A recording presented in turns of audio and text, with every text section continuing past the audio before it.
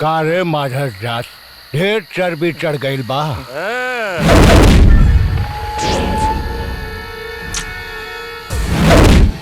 बाजार वसूली के टेंडर मिल गई तो तोर स्टैंडर बढ़ गई। जीवित बचबे तब ना वसूली करबे हराम गाड़े।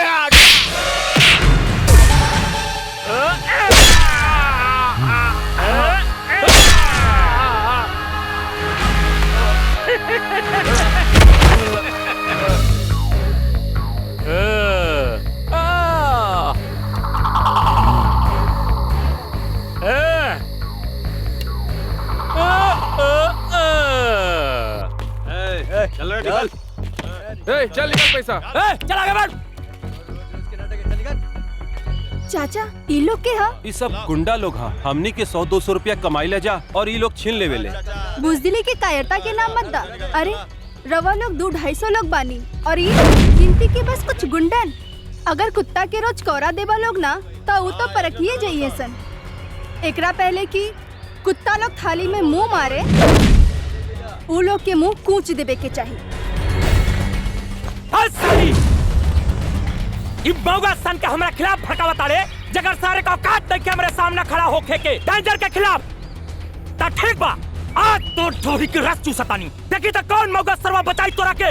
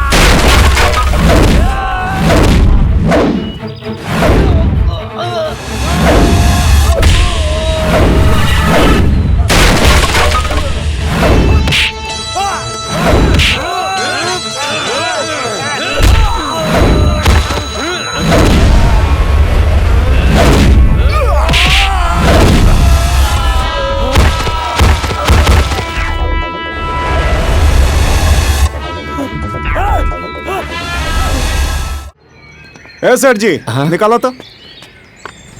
टेंशन मत ला, हमनिए के कोनो नवाबी शौक नहीं के। नया साल के चंदा मांगतानी सन। चला निकाल। अरे निकाल ना। धंधा पानी ना बाहो। चला जो कुछ नहीं सेठ जी सामान निकाली। बोला लिखी जोन बोला तानी।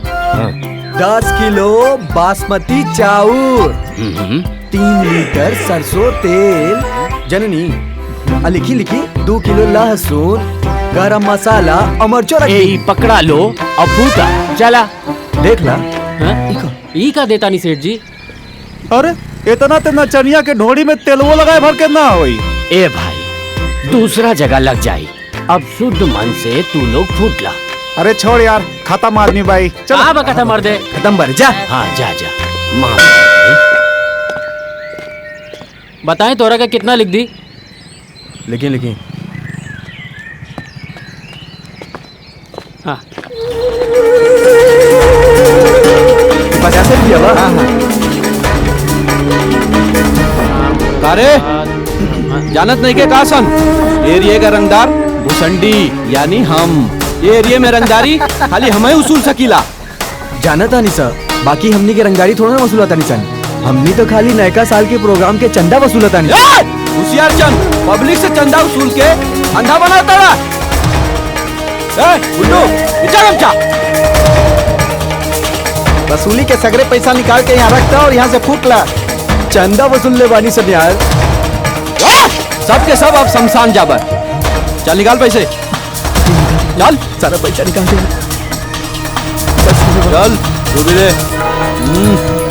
कुछ टाइम भागने लगे कुछ। दूगो दुकनिया में से चंदा ले ले बानी।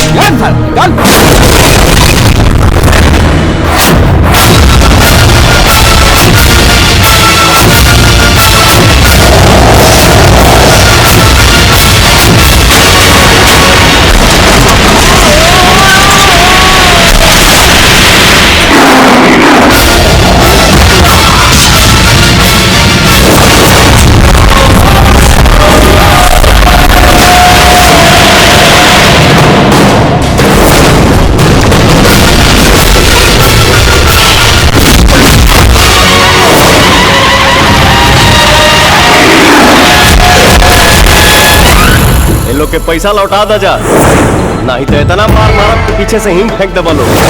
चल निकल यहाँ से। ए हम ना निकलब।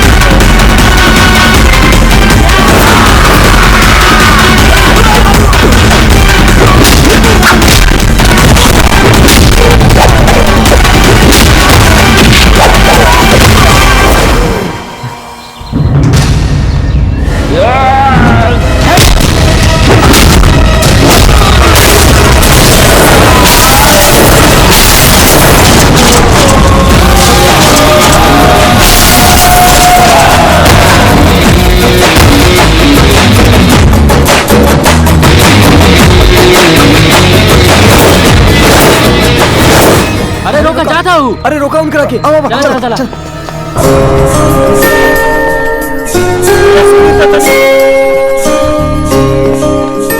मदद कहला के बहुत बहुत धन्यवाद भैया तोरा के। भैया तुम्हारा नाम कहा? पवन सिंह नाम है हमार। कहाँ से आयल बनी भैया? भाई हम अनाथ हैं, कौनो पता ठिकाना नहीं के। जहाँ रात हो जाला वही हम अपन डेरा जमा लेगा। हमनियों के अनाथे बानी सन। तरहुआ हमने का संग चली। हाँ